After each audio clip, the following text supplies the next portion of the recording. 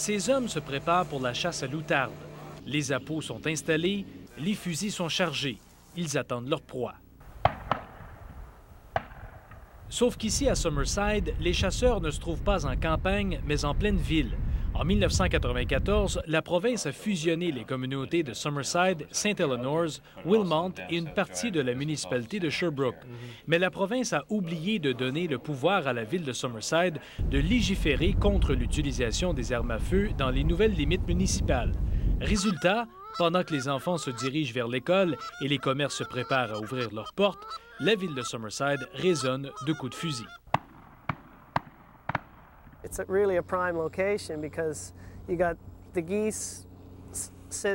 C'est un endroit idéal parce que les outardes y sont attirées, dit chasseur.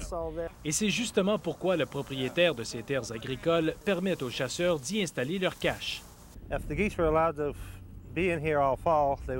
Les outardes se nourrissent des semences de foin, ce qui pourrait détruire les récoltes, dit-il.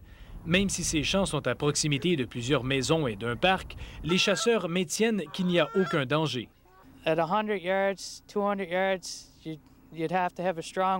À une distance de 100 ou 200 verges, le vent doit être très fort pour diriger nos plombs.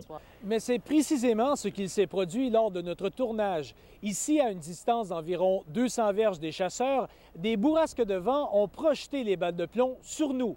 Et c'est ce qui inquiète particulièrement les résidents de ce quartier.